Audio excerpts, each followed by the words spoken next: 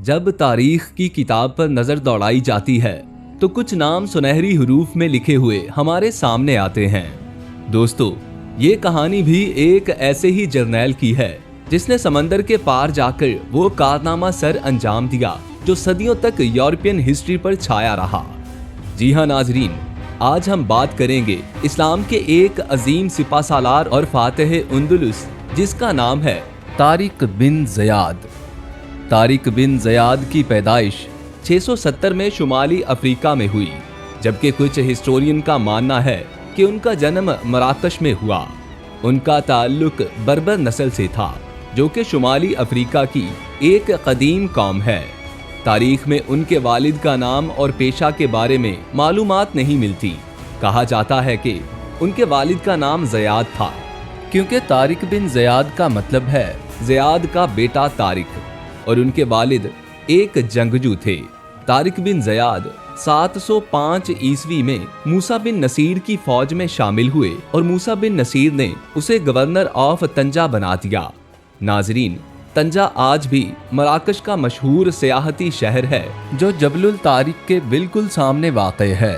Tariq bin Ziyad ने अपनी जिंदगी में तकरीबन छोटी बड़ी 5 जंगें लड़ी। उनमें सबसे बड़ी और पहली जंग बैटल ऑफ ग्वाडालेट है जो कि 711 में स्पेन, जिसका पुराना नाम अंदलुस है, उसके बादशाह रॉड्रिक से लड़ी गई। उसकी हुकूमत अंदरूनी बगावतों, जुल्म, बदअमनी और कमजोर क़यादत की वजह से बिखर चुकी थी। उसी दौरान स्पेन के कुछ मजलूम ईसाई सरदार ने मूसा बिन नसीर से राब्ता किया और रॉड्रिक के जुल्म से निजात दिलाने के लिए मदद मांगी। मूसा ने फैसला किया कि ये एक तारीखी मौका है यूरोप में इस्लाम की रोशनी फैलाने का, तो मूसा बिन नसीर ने अपने सबसे काबिल और बहादुर सिपाहसालार तारिक बिन ज़ियाद को 7000 के लश्कर के साथ रवाना किया। तारिक बिन ज़ियाद जब स्पेन के साहिल पर पहुंचा तो उसने सबसे पहले अपनी कश्तियां जलाईं और कहा कि वापसी का कोई रास्ता नहीं, अब या तो शहादत है या फतह। और तारिक बिन ज़ियाद की फौज वादी लका के करीब एक दूसरे के मद्दे मुकाबिल आई। ये जंग कई दिनों तक जारी रही। तारिक ने रॉड्रिक की फौज के मरकज पर जबरदस्त हमला किया। रॉड्रिक की फौज के कुछ हिस्से मैदान छोड़ गए क्योंकि रॉड्रिक खुद गैर मकबूल था। आखिरकार रॉड्रिक मारा गया। बाज़ मौरखीन के मुताबिक उसकी लाश कभी ना मिली। ये सिर्फ एक जंग की फतह नहीं थी बल्कि यूरोप के दरवाजे इस्लाम के लिए खुल गए। तारिक बिन ज़ियाद की दूसरी अहम जंग अशबीलिया थी, या इसे आप यूं भी कह सकते हैं कि ये स्पेन अंदलुस के जनूबी शहरों की फतूहात के लिए एक बाकायदा फौजी मुहिम थी जिसका आगाज 711 के आखिर में हुआ। उन शहरों में अशबीलिया, करमोना और मालका वगैरह शामिल थे। अशबीलिया उस वक्त एक मजबूत किलाबंद शहर था और अस्करी लिहाज से बहुत अहम। शहर के गिर्द मजबूत फसील थी और मकामी ईसाई हुक्मरान ने कुछ मज़ाहमत की कोशिश की।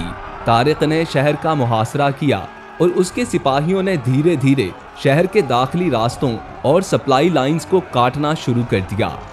कुछ दिन के मुहासरे के बाद शहर के दरवाजे खुलवा दिए गए। कई मुकामी बाशिंदों ने मुसलमानों के साथ अमन की शराइत पर सुलह कर ली। अशबीलिया बगैर बड़ी खूनी लड़ाई के तारिक के ज़ेरे तसल्लुत आ गया।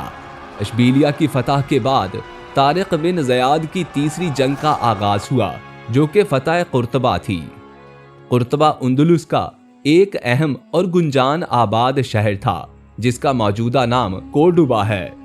उस शहर को फतह करने में तारिक बिन ज़ियाद को कुछ मुश्किलात का सामना करना पड़ा क्योंकि शहर की फसील मजबूत थी और यहाँ की आवाम भी ईसाई हुकूमत की वफादार थी। तारिक की फौज ने एक नहर या कमजोर दीवार के रास्ते शहर में दाखिल होने का रास्ता तलाश किया। रात के वक्त एक छोटे ग्रुप ने शहर की फसील अबूर की, दरवाजे खोले और फिर पूरी फौज अंदर दाखिल हो गई। कुर्तबा बगैर मुकम्मल तबाही के फतह कर लिया गया।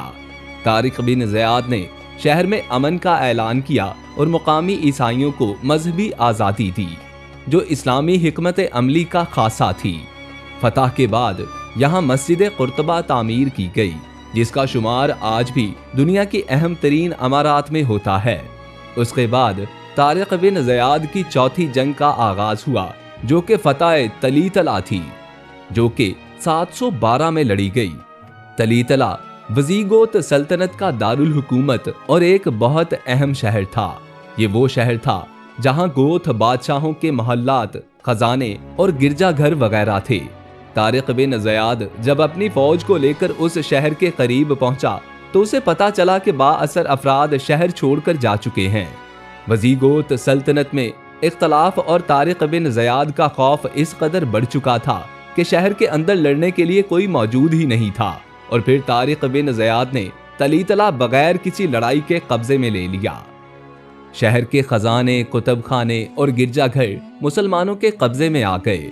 तारिक ने यहाँ के मुकामी आवाम के साथ नरम रवैया इख्तियार किया और इबादत गाहों को नुकसान ना पहुँचाने का हुक्म दिया।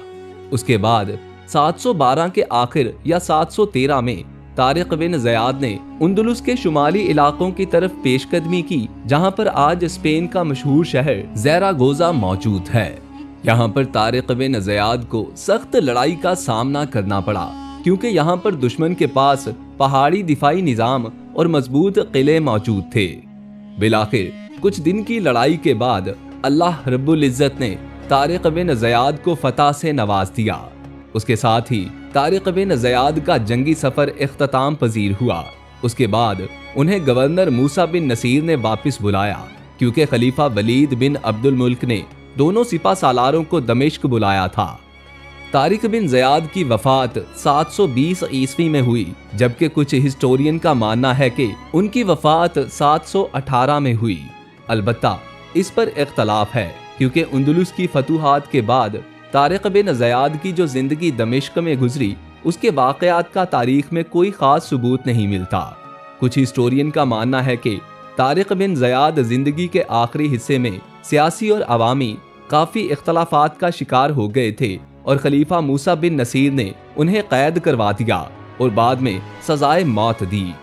अलबत्ता इन सब बातों पर मौरखीन की इख्तलाफ राय हैं, लेकिन तारीख में तारिक बिन ज़ियाद को हमेशा के लिए एक अजीम फातेह के तौर पर लिखा जाता है। तो नाजरीन, आज का टॉपिक आपको कैसा लगा? अपनी कीमती राय का इजहार कमेंट सेक्शन में जरूर कीजिएगा।